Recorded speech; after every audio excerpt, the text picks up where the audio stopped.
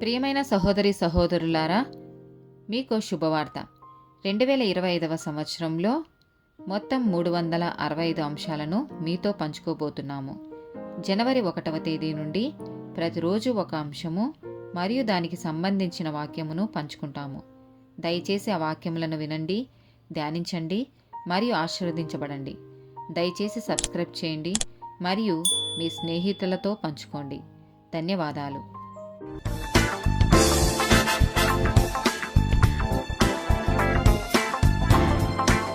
62వ topic నిర్లక్ష్యం. ద్వితీయోపదేశకాండము 32వ అధ్యాయము 15వ వచనం.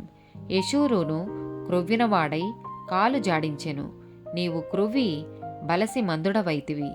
వాడు తన్ను పుట్టించిన దేవుని విడిచెను, తన రక్షణ శైలమును తృణీకరించెను. యెషయా గ్రంథము 32వ అధ్యాయము 9 నుండి 11 వచనాలు. సుఖాసక్తి గల స్త్రీలారా, లేచి నా మాట వినుడి. నిశ్చింతగానున్న కుమార్తెలారా, నా మాట వినుడి. నిశ్చింతగల స్త్రీలారా, ఇక 1 సంవత్సరంనకు మీకు తొందర కలుగును.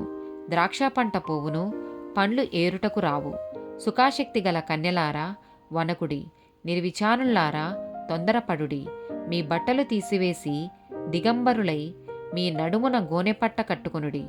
యెహెజ్కేలు గ్రంథము 30వ అధ్యాయము 9వ వచనం. ఆ దినమందు దూతలు నా ఎదుట నుండి బయలుదేరి ఓడలెక్కి నిర్విచారులైన కూషీలను భయపెట్టుదురు. ఐగుప్తునకు విమర్శ కలిగిన దినమున జరిగినట్టు వారికి భయభ్రాంతులు పుట్టును. అదిగో, అది వచ్చేయున్నది. ఆమోసు గ్రంథము 6వ అధ్యాయము 1 నుండి 6 వచనాలు. సియోనులో నిర్విచారముగానున్న వారికి శ్రమ. షోమ్రోను పర్వతముల మీద నిశ్చింతగా నివసించు వారికి శ్రమ. ఇశ్రాయేలు వారికి విచారణకర్తలై జనములలో ముఖ్య జనమునకు పెద్దలైన వారికి శ్రమ. కల్నేకు పోయి విచారించుడి. అక్కడ నుండి హమాతు మహాపురమునకు పోవుడి. ఫిలిస్తీన్ల పట్టణమైన గాతునకు పోవుడి.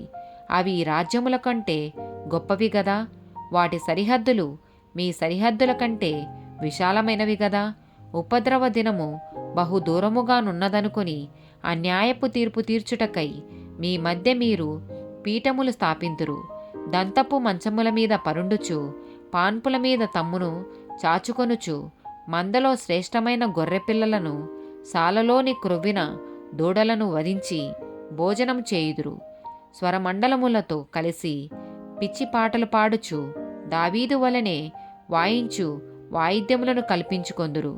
పాత్రలలో ద్రాక్షారసము పోసి పానం చేయుచు పరిమళ తైలము పూసుకొనుచుందురు గాని యోసేపు సంతతి వారికి కలిగిన ఉపద్రవమును గురించి చింతపడరు. జెఫన్యా గ్రంథము 1వ అధ్యాయము 12వ వచనం. ఆ కాలమున నేను దీపములు పట్టుకొని యెరూషలేమును పరిశోధింతును.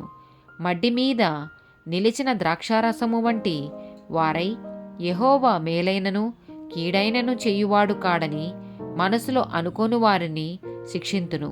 ఆమేన్.